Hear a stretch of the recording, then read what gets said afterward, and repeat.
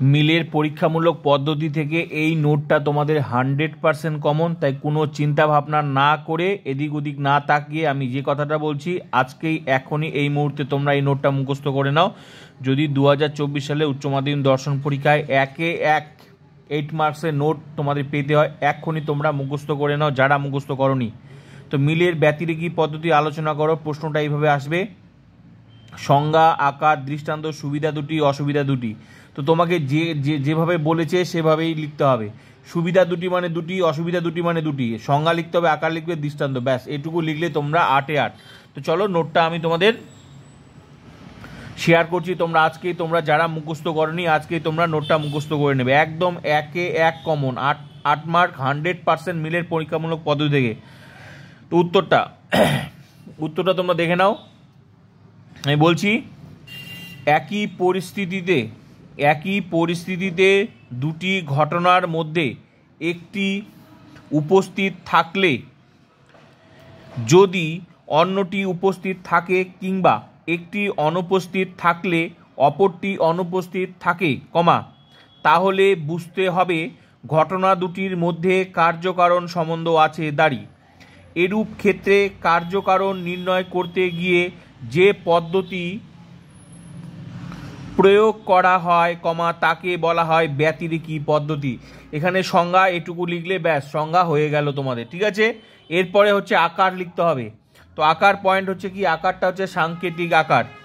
যেভাবে তোমাদের পরীক্ষায় প্রশ্ন আসবে আমি সেভাবে লিখেছি, তাই এদিক ওদিক চিন্তা না করে কারো কথা না শুনে যদি 8-এ 8 পেতে হয় এই নোটটা আজকেই তোমরা মুখস্থ করো। যারা এই নোটটা মুখস্থ করোনি আজকেই তোমরা মুখস্থ করবে, একদম 1-এ 1 কমন। তারপর সাংকেতিক আকার, এখানে পয়েন্ট করতে হবে দৃষ্টান্ত, ঠিক আছে।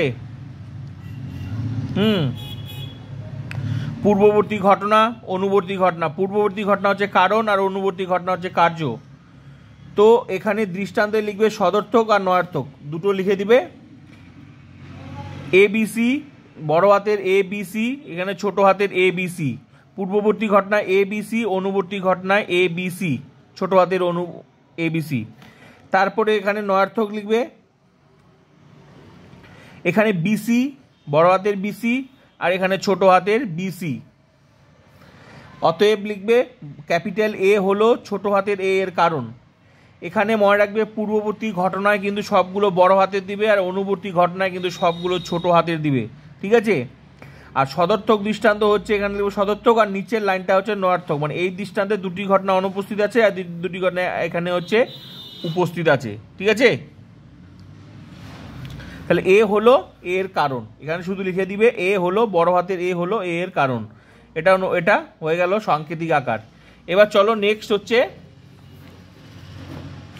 এবার হচ্ছে বাস্তব দৃষ্টান্ত বা মূর্ত দৃষ্টান্ত। বাস্তব দৃষ্টান্ত, এখানে দৃষ্টান্ত, দৃষ্টান্ত একইভাবে লিখবে সদর্থক নয়ার্থক। এখানে পূর্ববর্তী ঘটনা কারণ, অনুবর্তী ঘটনা কার্য। পূর্ববর্তী ঘটনা কারণ, অনুবর্তী ঘটনা কার্য। এখানে পাত্র আছে প্লাস বায়ু আছে, শব্দ আছে। অনুবর্তী ঘটনায় শব্দ আছে, এটা একই লাইন কিন্তু সদর্থক। পাত্র আছে প্লাস বায়ু আছে, অনুবর্তী ঘটনার নিচে লিখবে শব্দ আছে। দৃষ্টান্তের নিচে লিখবে নয়ার্থক, পাত্র আছে প্লাস বায়ু নেই, শব্দ নেই। অতএব লিখবে বায়ু হলো শব্দের কারণ। দৃষ্টান্ত কমপ্লিট। এই দৃষ্টান্তটা হচ্ছে মূর্ত দৃষ্টান্ত। বেশি লিখে কোনো মানে নেই, বেশি লিখলে তোমাকে বেশি নাম্বার দিবে না। যেটুকু চেয়েছে সেটুকুই লিখতে লাগবে, ঠিক আছে। বেশি লিখে কোনো লাভ নেই, যেটুকু চেয়েছে সেটুকুই লিখতে লাগবে। তাই তোমাদের ইচ্ছা হলে তোমরা বেশি লিখতে পারো। আমার দীর্ঘদিনের পড়ানোর অভিজ্ঞতা, যতটুকু দরকার ততটুকুই লাগে। এবার তারপর তোমাদের যদি মনে হয় যে তোমরা নোটটা ছোট হয়ে গেছে তাহলে তোমরা অন্য নোট দেখতে পারো, কিন্তু কোনো লাভ নেই। তোমাকে 8 মার্ক তো 8 মার্ক, যতটুকু চেয়েছে ততটুকুই লিখতে লাগবে। সুবিধা হচ্ছে, সুবিধা পয়েন্ট করবে ব্যতিরেকি পদ্ধতির যেসব সুবিধা রয়েছে সেগুলির মধ্যে উল্লেখযোগ্য হলো। সুবিধা লিখবে 1 নাম্বার, বৈজ্ঞানিক আবিষ্কারের ক্ষেত্রে পদ্ধতিটি বিশেষ সহায়ক। 2 নাম্বার, পদ্ধতিটি জটিল নয় দাঁড়ি। এরূপ পদ্ধতির ক্ষেত্রে কেবলমাত্র দুটি দৃষ্টান্তের প্রয়োজন, একটি সদর্থক এবং অপরটি নয়ার্থক। 3 নম্বর পয়েন্ট করেছি, ব্যতিরেকি পদ্ধতি কার্যকারণ সম্পর্ক প্রমাণ করতে পারে বলে এই পদ্ধতিকে সর্বশ্রেষ্ঠ পদ্ধতি বলা হয়। আমি 3টা লিখে দিয়েছি, তোমাদের যেটা সুবিধা তোমরা লিখবে। 2টার জায়গায় 3টা লেখা যায়, কিন্তু 2টার জায়গায় 4টা 5টা লিখে কোনো লাভ নেই, ঠিক আছে?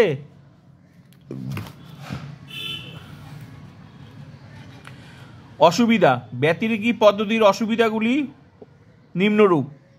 1 নম্বর পয়েন্ট, ব্যতিরেকি পদ্ধতি সতর্কতার সঙ্গে প্রয়োগ করতে না পারলে কাকতালীয় দোষ ঘটতে পারে।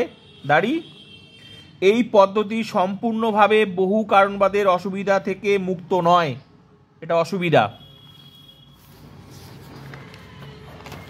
আরেকটা 3 নম্বর, এই পদ্ধতির প্রয়োগ কষ্টসাধ্য এবং এর প্রয়োগ ক্ষেত্র খুবই সংকীর্ণ। 3টা সুবিধা, 2টা সুবিধা লিখতে বলছে, 3টা সুবিধা লেখা যায়, 2টা সুবিধা লিখলেও নাম্বার পাবে, 3টা লিখলেও নাম্বার পাবে, কিন্তু 3টার বেশি লিখে কোনো লাভ নেই, কারণ আলটিমেটলি তোমাকে ওখান থেকে যেটুকু নাম্বার সিলেক্টেড সেটি 2 মানে 2, ঠিক আছে? শেষ, অসুবিধা শেষ হয়ে গেছে, এখানে ফিনিশিংটা। পরীক্ষণ পদ্ধতির হিসেব, মানে পরীক্ষণ পদ্ধতি হিসেবে ব্যতিরেকি পদ্ধতির মূল্য অনস্বীকার্য। দাঁড়ি, প্রকৃতি বিজ্ঞান, সমাজবিজ্ঞান বা অন্যান্য ক্ষেত্রে এই পদ্ধতি প্রয়োগ করে বিজ্ঞানীরা সুনিশ্চিত সিদ্ধান্ত উপনীত হন। দাঁড়িস, এটুকু লিখলেই ব্যাস, এখান থেকে 8 মার্কস আসে, 100% কমন।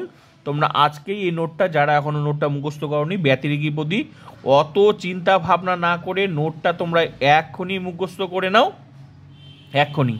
আর তোমরা প্লিজ চ্যানেলটা ভিজিট করে নেবে, এরকম প্রত্যেকটা অধ্যায় থেকে যত নোট, এমসিকিউ, লজিক সব আমার চ্যানেলে পেয়ে যাবে।